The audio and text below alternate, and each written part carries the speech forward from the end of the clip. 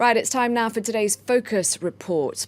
We're prepared to die or kill for cows, the words of a member of a Hindu cow vigilante group in India. In June, Prime Minister Narendra Modi spoke out against violence by such groups, but only after nationwide protests against a string of attacks on minority Muslims. Cows are considered holy by many Hindus. Philomene Remy and Mandakini Gahlot report.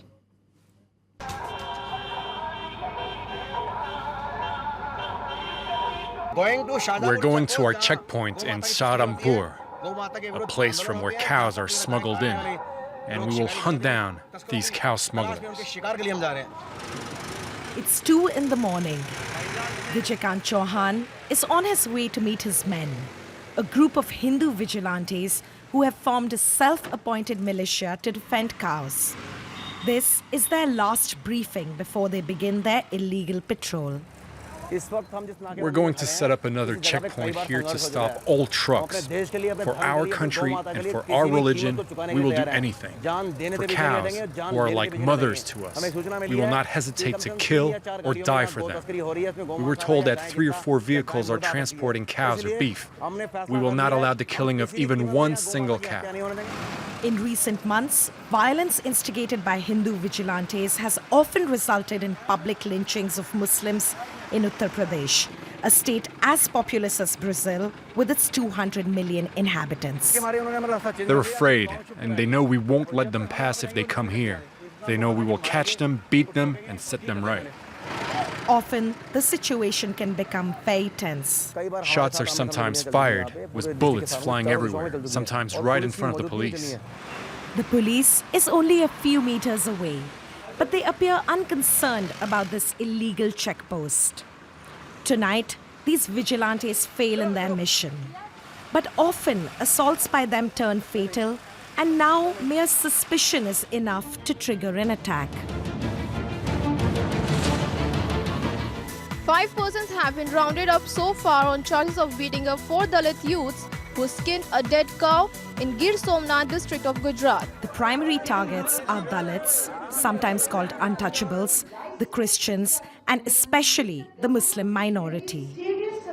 Recently, 4 young Muslim siblings were stabbed on a train.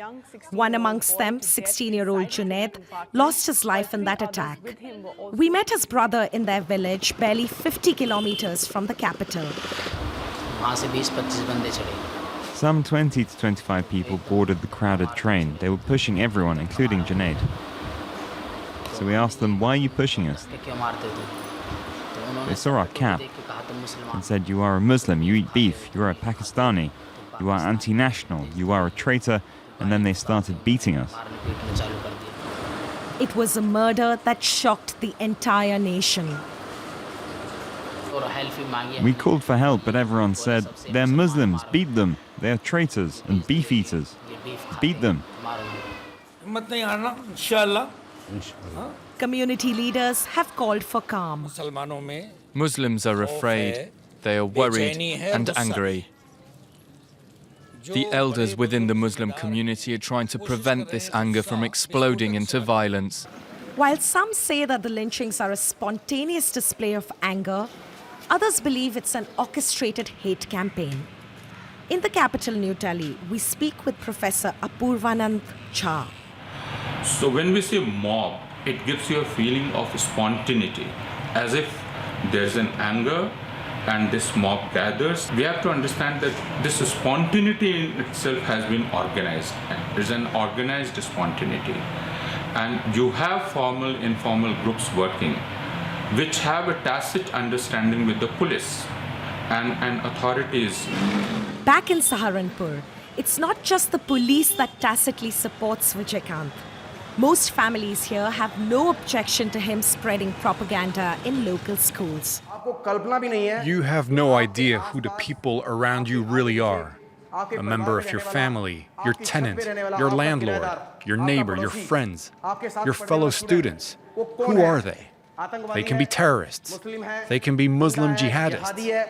And you do not know what they really think of you. It's not the first time these children have heard such hate-filled messages. We're afraid of the Muslims. They're strangers. Even our relatives do not allow us to hang out with them. All Muslims are terrorists. I cannot be friends with a Muslim because they are anti-nationals. Analysts predict that by 2050, India will be home to the largest Muslim population in the world. The current spate of lynchings threatens the nation's famed ideals of unity despite religious differences. For more on this, I'm now joined in the studio by Charlotte Thomas, director of the Noria South Asia programme, and she also teaches at Sciences Po University here in Paris. Hello, thank you very much for coming in. Now, how much worse has violence in the name of religion got under Narendra Modi? So actually, since there was a recent survey that states that since 2014, 90% of the attacks against Muslims took place since 2014. So actually, since Narendra Modi is a prime minister, so we had attacks before Narendra Modi's arrival to the power, but with him, it's like a new scale in this violence, especially against Muslims, minority. And he's occasionally spoken out against this, most recently on Independence Day. But really, the government has been silent mostly on this issue. Why is that? Yeah, because actually there is a twofold policies by the BJP. I mean, Narendra Modi is from the BJP, so the political party which is like his core ideology is Hindutva, which is the will of an India without any Muslims or Christian minorities. So pure Hindu India. So that's the reason why you have, of course, he's a prime minister, so he has to take this stand and say he's against the violence. But on the backstage, Amit Shah, who is the head of the BJP, so the Prime Minister party, he is making the hatred discourses, and he's against Muslims, and he nurtures actually this climate of angst and anger against the minority. So these vigilantes, these groups that go around punishing people for either transporting beef or eating beef, they are going around, they're not being punished by anyone. No, there is no. Culprits are not culprits. You know, they can vanish and they don't have any trial or they are not punished for that. But victims are twofold victims, because after they were targeted, the discourse is that okay, we will check if they were actually carrying beef meat, which is not a way to take care of victims. And we should add that this violence regarding beef goes with a broader spectrum of nationalism, Hindu nationalism, because meanwhile you also have campaigns such as Gahlot, which is like a campaign to reconvert Muslims to Hinduism. You also have in some states the rewriting of historic books, textbooks, to try to erase any proof of the Mughal legacy in the Indian history. So it's not only these attacks for the beef eaters, it's a more broad project. You mentioned agenda, So as far as books in schools, it's only concerning certain states, and it's only some states that ruled, I understand, by the BJP that have also adopted cow protection laws. Could you tell us a bit about that then, how these laws have changed also under Modi? Because they are more and more hardcore laws, because you also...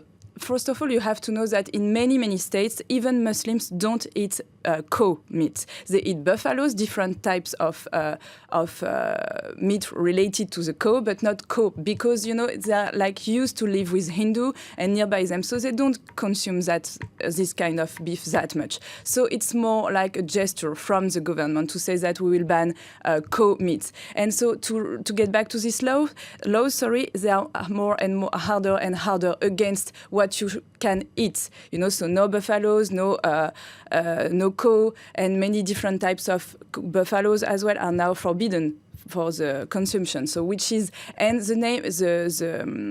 laws are made in the name of defending animals and co-protections, which is not actually the real and genuine purpose of these laws. You mentioned earlier how the Prime Minister, you said that he's against Muslims, and we heard at the end, towards the end of that report, some people calling Muslims terrorists. Is that a widely held misconception in India? Yeah, actually, since the partition in 1947, many Muslims are suspected of being like terrorism or pro-Pakistan, and they're suspected of being like enemy within, India. And you have to know that Narendra Modi is part of the RSS, which is like a kind of fascism groups. He was raised and born in this movement, and then he joined the BJP, and then he became the chief minister of Gujarat and the prime minister of India. But when he was the chief minister of Gujarat in 2002, under his rule, actually, pogroms, anti-Muslim pogroms took place in Gujarat, and 2,000 Muslims were killed, and he agreed for that. I mean, we have many reports stating that he agreed for that to take place. So, yeah. And it's not just Muslims, though, who are the victims of these vigilante groups, though, right? Yeah, Dalits as well. So Dalits are what we call actually intouchables, but Dalit is their political names, and it's better to call them this way. So Dalit, actually, who are Hindu by their origin, also consume beef meat, because it's very cheap, and so that they can get the proteins that they are not able to get in different, like, vegetable food, for instance. So, yeah, Dalits are also victims of that, of these co-vigilant groups. So how do you see the situation moving forward?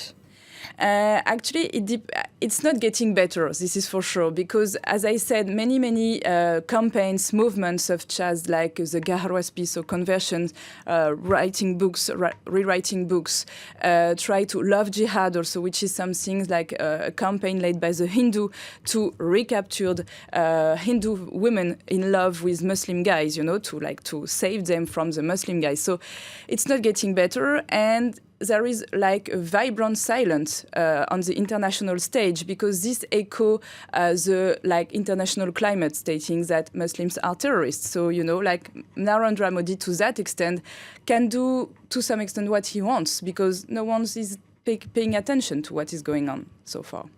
Well, we've at least brought attention to this issue today here on Focus. Thank you very much indeed for taking the time to speak to us and for your analysis, Charlotte Thomas. And thank you for watching. I'll be back at the top of the hour. Do stay tuned to France 24.